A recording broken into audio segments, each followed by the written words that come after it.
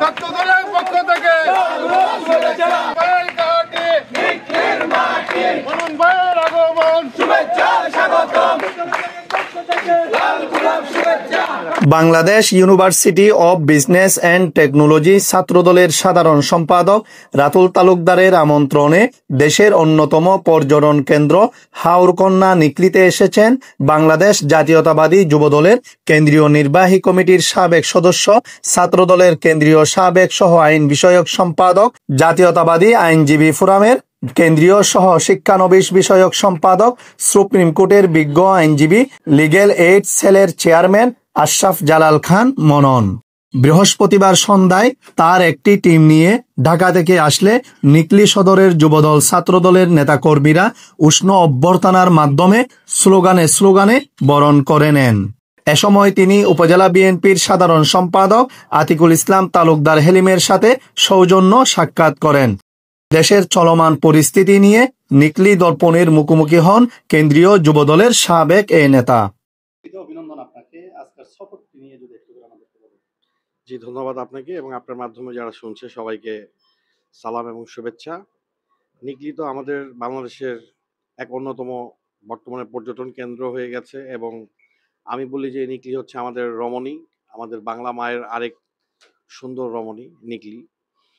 নিকলিতে আসার সফরটা শুধু একান্তই আমার ব্যক্তিগত, আমার শ্রদ্ধেয় চাচা, আমাদের উপজেলা বিএনপির সংগ্রামী নির্বাচিত সাধারণ সম্পাদক হেলিম তালুকদার চাচার দাওয়াতে, ওনার ছেলে রাতুল আমার খুব কাছের ছোট ভাই, আমরা একসাথে ঢাকাতে রাজনীতি করি।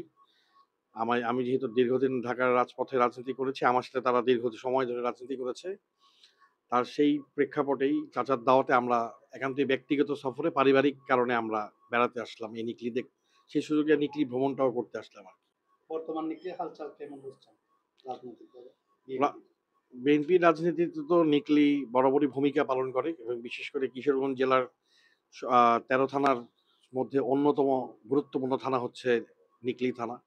তো নিকলি রাজনীতির দিকে সবাই, এটা একটা ডেমোক্রেটিক থানা বলে আমরা জানি, বিকজ এই থানায় ভোটের মাধ্যমে যেহেতু নির্বাচিত নেতৃত্ব রাজনীতিবিদরা নেতৃত্ব দিচ্ছেন, আমরা মনে করি যে কোনো থানার থেকে নিকলি থানার নেতৃত্ব অবশ্যই অনেক বলিষ্ঠ। আগামী জাতীয় সংসদ নির্বাচন ফেব্রুয়ারি মাসে যেটি ঘোষণা করা হয়েছে, একাধিক দলের নির্বাচন, মানে তারা ইলেকশনে আসবে না, শুধু বিএনপিকে নিয়ে এখানে সমন্বয় করে দ্রুত নির্বাচন ঘোষণা দিয়েছে। আর এই নির্বাচন ঘোষণা কি বাস্তবায়ন হবে? আর হলে বিএনপি কতটুকু সফল হবে বলে মনে করছেন?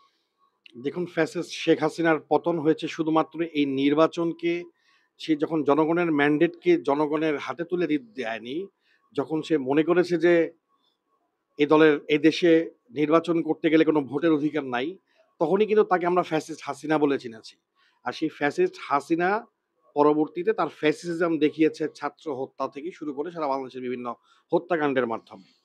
তো আমরা একটা জিনিস বিশ্বাস করি, দীর্ঘ 15.5 বছর ফ্যাসিস্ট হাসিনা এক নায়কতান্ত্রিক শাসন প্রতিষ্ঠার জন্য যেভাবে ইলেকশন বিমুখ যে আচরণ করেছে, এই আচরণ আমরা বিশ্বাস করি প্রফেসর ইউনূস সরকার করবে না।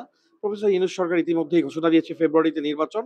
আমার মনে হয় রাজনৈতিক দলগুলো তারা যে মন্তব্যই করুক না কেন, তারা যদি রিয়েলি ডেমোক্রেসিতে বিশ্বাস করে, তারা আমাদের সাথে আগামী নির্বাচনে অংশগ্রহণ করবে এবং সেখান থেকেই বাংলাদেশের সৌন্দর্যতা। এখন মতামত প্রকাশ করার অধিকার তো বাংলাদেশের সবারই আছে, কারণ এটি তো আর হাসিনার গভর্নমেন্ট না যে মতামত প্রকাশ করলেই তাকে আমরা সাইবার একটা মামলা দিয়ে দিব কিংবা কেউ কাউকে আসামি করে ফেলবে। কিন্তু আমরা এটা বিশ্বাস করি যে অবশেষে বাংলাদেশের মানুষ, এদেশের অন্যান্য যারা অপরাপর রাজনৈতিক দলগুলো আছে, নবগঠিত যে রাজনৈতিক দলগুলো আছে, তারাও স্বতঃস্ফূর্তভাবে নির্বাচনে অংশগ্রহণ করবে বলেই আমরা বিশ্বাস করি। কারণ ইতিমধ্যেই আমি রাস্তায় আসতেও দেখেছি জামাত এবং এনসিপির বিভিন্ন নেতাকর্মীর পোস্টার বিভিন্ন আসন ভিত্তিক।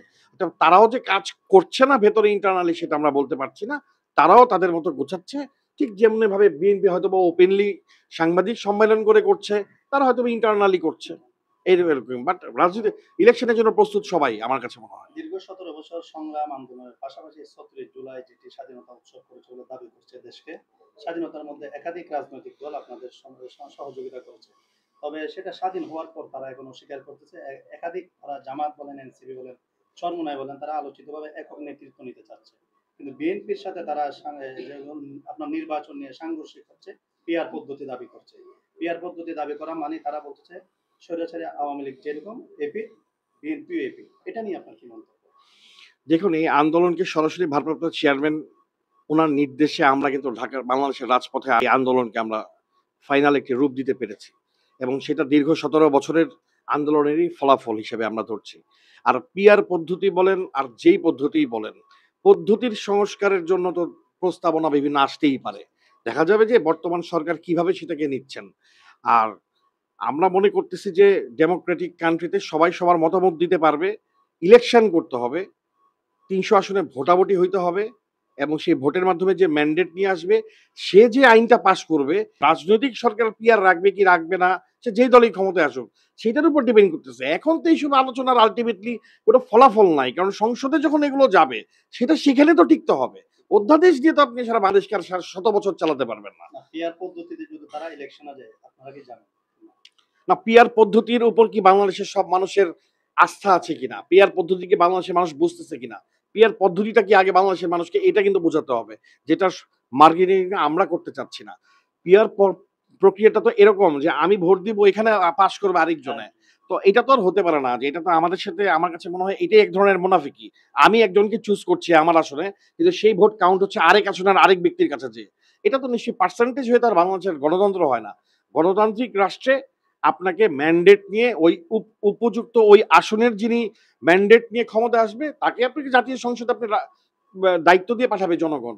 অর্থাৎ জনগণ কাকে পাঠাবে না পাঠাবে এটার সিদ্ধান্ত তো একটা আইন করতে পারে না। এই কারণেই তো আসলে ফ্যাসিজমের উৎপত্তি হয় প্রতিবার, যে আমরা নতুন কোনো পদ্ধতি আনি। আমরা দেখবেন যে হাসিনা সরকারের সময় একবার বায়োমেট্রিক, আরেকবার বলে বায়োমেট্রিক না, একবার এভাবে একবার সেভাবে, হাজার পদ্ধতি। এত পদ্ধতি না ভাই। আমরা আমরা আমাদের ভারপ্রাপ্ত চেয়ারম্যান জনাব তারেক রহমান বলেছিল না, টেক ব্যাক বাংলাদেশ। আমরা কিন্তু অবশেষে টেক ব্যাক বাংলাদেশে এসেছি। আমরা বাংলাদেশকে একটি সুনির্দিষ্ট নিয়মেই, সংবিধান অনুযায়ী কিন্তু আমরা পরিচালনার পথেই আমরা আগাতে চাই এই দেশকে। আরেকটি সর্বশেষ প্রশ্ন হলো, জামাত, বিএনপি, এনসিপি তারা বলছে মানে পিআর পদ্ধতি ছাড়া নির্বাচনে যাবে না। যদি নির্বাচনে তারাই না আসে, আপনারা কাদেরকে নিয়ে নির্বাচন করবেন? না, আমরা আসলে নির্বাচন করার কেউ না, বাংলাদেশের সরকার সিদ্ধান্ত নেবে কারা নির্বাচন করবে। আমার কাছে মনে হয় তারা নতুন রাজনৈতিক দল হিসেবে, এবং জামায়াত তো সবসময় আরেকটি দলের উপর নির্ভরশীল দল, আমরা তাদেরকেও সুস্বাগতম জানাচ্ছি যে এবার তারা এককভাবে যদি রাজনীতি করে, যদি অবশ্যই তারা যে পদ্ধতিতেই রাজনীতি করুক না কেন, সেটা সরকার যদি মনে করে যে সর্বদলীয় আলোচনা করে যেটা সিদ্ধান্ত হবে, আমার মনে হয় সরকার অবশ্যই সেই বন্দোবস্ত করবে যেন সকল দল মিলেই বাংলাদেশের রাজনীতি আগামী নির্বাচনে অংশগ্রহণ করে। নিকলির মাটি বিএনপির ঘাঁটি, আমরা সেটা জানি। আমরা ঐক্যবদ্ধভাবে নিকলিতে আগামী দিনে যে নৃত্য নিয়ে দেশনায়ক আমাদের ভারপ্রাপ্ত চেয়ারম্যান জনাব তারেক রহমানের হাতকে বলিষ্ঠ শক্ত করার জন্য যারা যারা দায়িত্ব পালন করবেন, আমার তাদের জন্য শুভকামনা। বাট আমরা দল যার পাশে আছে, আমরা তার পাশে আছি। পরে বিষয়টি নিয়ে জানতে চাইলে উপজেলা বিএনপির সাধারণ সম্পাদক আতিকুল ইসলাম তালুকদার হেলিম বলেন, ধন্যবাদ নিকলি দর্পণকে। আসলে মানে সন্তান যদিও যে একই মায়ের ঘরে না, কিন্তু যে এসেছে নেতা অনেক বড়, কিন্তু আমারই আরেক সন্তান, সেই হিসেবে কিনে আসা। মূলত কেমন ভাবে দেখছেন? সন্তান আসলে বাবা মা যেটুকু খুশি হয়, আমি তো অবশ্যই তার বাইরে কিছু না। আর সবাই এখানে যারা এসেছেন, হ্যাঁ, আমার পরিবারের একান্তই, এবং পরিবার বর্গ এবং দীর্ঘদিনের রাজনৈতিক সম্পর্ক কিন্তু এখানে বড় না। আসলে আমরা পরিবারের সম্পর্কটি অনেক বেশি সমৃদ্ধ। রাতে হাওর পারের গুরুত্বপূর্ণ পয়েন্টগুলো পরিদর্শন করেন নেতাকর্মীদের নিয়ে। গান আর আড্ডার মধ্য দিয়ে হাওরে ঘুরে আবারও ঢাকামুখী হন কেন্দ্রীয় সাবেক নেতা আশরাফ জালাল খান মনন।